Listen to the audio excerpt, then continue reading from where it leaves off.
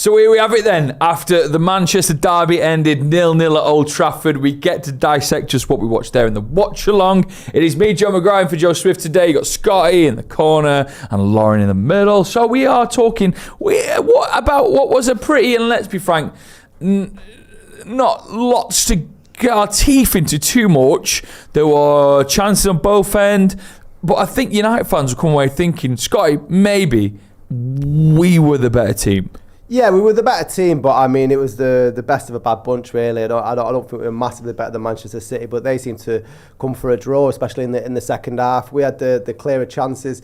It started electric with the first sort of 40 seconds when Garnacho had that sort of run through the middle, and maybe he should have passed. And I thought, we're in for a game here. Neither team have got anything up for grabs. Might as well just take the handbrakes off and have a decent game of football. It just turned into a Sunday kickabout round the park, and you use the word dissect there, and it was a dead game, to be absolutely honest. And United were the only one who had half a heartbeat. Lauren, did you enjoy the game? For a 0-0, it wasn't too bad, as I say, but we've enjoyed derbies a lot more than this. Even sometimes when we've not won the derby, it's been a better game than that. I think we were clutching at straws a few times, trying to get excited by things, but all in all, it wasn't exactly awe-inspiring. I think the way I look at it is if we had someone who was an informed goal scorer, which is a big if for Manchester United these days, then I see some of the chances we produced probably would have ended up at the back of the net. But at the minute, no one seems to be able to score, whether it be Garnacho and his drought of what might be 25 games now without scoring for the club. Hojlund, who we thought might have turned a corner, but as you mentioned, Scott, in the watch-along, it was a very small glimmer of light. Had no real chances today. Dorgu as well had a slight opportunity, but it went onto his wrong foot, which you highlighted as well. And I see opportunities missed.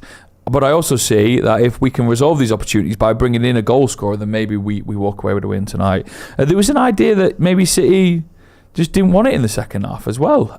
What did you make of City's performance? Some of the lads here were talking about the fact that they might have just played for the draw, which feels like an interesting... I don't think Pep Guardiola's ever come to Old Trafford and played for the draw. No, I think I mentioned it during the watch-along in the 9 or so years that Pep Guardiola's been at Man City. I think they're probably the worst team to come to City, even when we've had the rare occasion of beating them at the past at Old Trafford. But it just seems that they were as toothless as that we were, do you know what I mean? But fortunately for Man City, they've got Hojlund to come back into the team, whereas we're relying on a Hojlund that had 8 to first half. And they didn't have any sort of clear-cut opportunities. I think Dorgu probably had a couple of opportunities to score.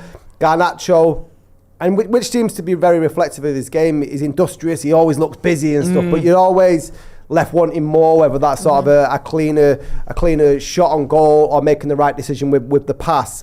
It seems like United are getting everything right, or getting towards getting everything right towards the final third. But when we're coming in and around the box, we seem to run out of any ideas.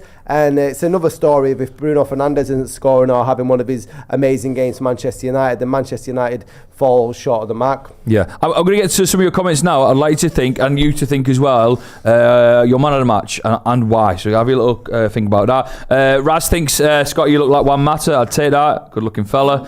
Santa Notch says, without Ahmad, Delit and Martinez and Mayno, what were we expecting, to be honest? Ex Zamiz says Ramos is probably the worst player I've watched at United. Bruno is absolutely going in on VAR post-match, says Ross Murphy. There was a couple of opportunities and maybe a couple of things where there was a Casemiro challenge in the box. There was also, which I think we ruled out as not being one, there was like a dive-in sort of definitely chest, a penalty, Joe. Rodri chest. So it'd be interesting to know if people are complaining about that. Joshua says, please relax. Don't make it look like we did a mad thing. We're crap in the final third. Absolutely crap.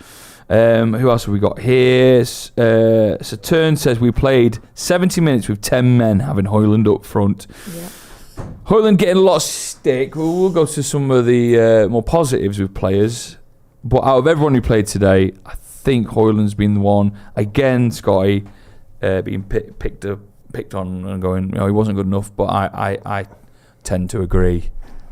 I don't know. it's easy to point a finger at him, isn't it? Because he's the goal scorer and he's the one that you want to sort of win games. But there is a narrative where he's not getting the assists or whatever. But it was just a lacklustre performance all across the board. I don't know if what do you make, Lorna? What was your take on Rasmus's? I just think we said it on the stream, like he just goes missing like in spaces, and he kind of takes up space. Like, and it's a waste. He could be somewhere else, or somebody else could be in that position to then create for him in another position. I think there's a lack of footballing brain in him. Don't think he has that in him. He doesn't know. He can't pick out where he needs to be. He can't pick out what the next shot's going to be to predict where he should be. Yeah. One thing you sort of noticed when we watched Rasmus's body language, there was a time where he should have jumped for the ball. I don't think he was going to get it, but he should have had the enthusiasm to challenge for it or whatever. And he always seems to think about what he's doing rather than it be his sort of natural reaction. And when he came off and Xerxes came on, okay, Xerxes didn't set the world alight, but he created chances and seemed to connect more with the 10 players around him than Hojlund does, and it just seems so disjointed between that sort of the two tens behind him and Hojlund, whether he's dropping too deep or not finding the spaces within the box for the wing backs to find him. It seems like some of our centre backs have got the picking for man of the match. Sandra Notch saying Yoro was excellent today, my man of the match in my opinion. I do think he did a brilliant game. DB Cooper says I thought Maguire was excellent before coming off. Some quotes then about Bruno Fernandes that we were just mentioning there. This is what he's been saying to Sky. My responsibility is doing the best I can for the team. Being captain and being here for so many years, I need to be at the level of this club every time I step on the pitch. Effort will never miss from my side. Bruno Fernandes also says it can't be similar to derbies in the past. With VAR now, you can't do that. We can't be as rough as we want to in the duels because everything has changed. So I thought he'd be having a go at the penalties, but what he's saying is it's not the same. It's like we wanted to kick into him. He wants to kick, he wants to go at, but what he's getting at there is just can't batter each other. And that's up to bollocks as well. Let's have it right, because Liverpool played Everton during the weekend. Tarkowski went and got away with it. And Everton haven't really got much to play for. Obviously Liverpool are going for the league, but you can go through plays and be a little bit more aggressive. But neither side we're doing it. I think if one flying tackle goes in, then things have been heightened. Or if there was some sort of jeopardy in the game. There's a little bit of one from Casemiro, wasn't there? But it didn't really set the. Yeah, like if they were both going for a top four spot, or then it'd be a completely different thing. It's like there was nothing for the game, and I think that's what sort of reflected in the performance. Philip Tabby makes a point that when Mount and Xerxes came on, our average defensive line was on the midway point on the centre line, and some people enjoying Xerxes' performance. Xerxes needs to start ahead of Hojlund, says Marcus, because he is garbage. No one really putting forward names for their man of the match. The most comments we're getting are sort of slagging off Garnacho and Hojlund. People talking about Garnacho being wasteful. I think Garnacho's getting a little bit of a hard time. I do understand where people are coming from, because there is only so much you can take from a player who should be a threat, should be scoring goals, that doesn't assist too much and also doesn't score too much. And like you mentioned there, Scotty, right at the start, he had that sort of real push forward in the first 40 seconds, and we thought this is the Garnacho we want. We didn't really see much of that, and there was times where he lost the ball, and it was like it's the too many touches and the predictability from him. Like that first attempt, everyone knew he was going to cut inside, even though he could have potentially played it out to his left. It was that predictability, and then that's it. It didn't amount to anything because they were all on it. History is full of footballers that were brilliant running with the ball and going forward, but never actually having the final product. And the longer it goes on with Garnacho, it's going to be a case of if you're not going to do it, then you are going to have to leave United, because he's not going to be good enough to sort of either find that final pass or get the goals. It has to click this season, I think, or you probably will see him go in the summer. Christian Dale, I think, with the comment of the day, says, my man of the match is us fans for sticking around through it all. We turn our attention then to Lyon, because that's next. Maybe that's a positive, that it seems like we've got all of our players still fit. Are you excited for Lyon? We don't know what kind of teams we are. Well, we still don't really know what kind of you get in European football. It feels like we're better in Europe. No, I'm excited. Like that's what we're playing for now this season, isn't it? So we've got to get excited. It's still something to play for, still something to look forward to. And I think we have looked miles better. That's a bit of an exaggeration, but we've looked better in Europe. And I hope now, as we're progressing, the fight and the want just gets better. And I think that was probably a very decent performance from United in comparison to what we have seen in the past few weeks or even months. So hopefully going into Lyon now, we'll just keep playing like that. We looked a bit more like a team today, so I think going into the Lyon game we'll kind of have a little bit more structure around us. Kind of the only thing we can really look forward to now, because the league games, as you say, down in 14th now as Spurs won, which means they leapfrog us.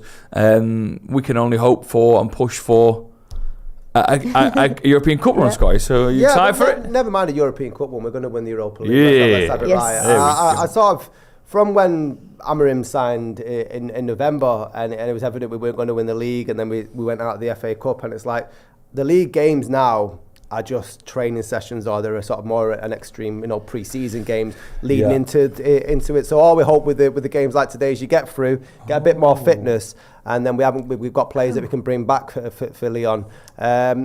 Breaking news just in, sorry. Because of that 1 point, we do go above Tottenham. So they did win during the Sunday fixtures, but then that 1 point, sweet point, takes us to third. Oh, I mean, what a game today is then! What a result! Bloody win, wasn't it, really? The goal difference. Nosebleed, Joe. Sorry for the breaking news. Right then, thank you very much for watching. Of course, we'll have all the build-up to the Lyon game and more reaction of what you just watched there. Although when it comes to Manchester derbies, and we talk about some of the greats, I don't know if this is one of them. It's not going to be one we remember. I think if you're struggling to sleep tonight, put Match of the Day on. Put Match of the Day on. Scotty, where can we find you? In bed. In bed, fast asleep. What about your podcast? The sober one? Oh, yeah. Not for much. Well, no. Lauren, where can we find you? I hate plugging myself, John. Go on, Lauren. Twitter and Instagram, they're tagged on there. Lovely. Go in the description. And I ain't got a clue. If you want a little bit of light relief, go and watch the Sloppy Joe's podcast. Thank you very much for watching. This has been the Stretford Paddock review of Man United 2. Oh, we wish. All right, we'll see you soon. Joe's gone delirious. He's lost it. Man United 0, Man City 0. Bye.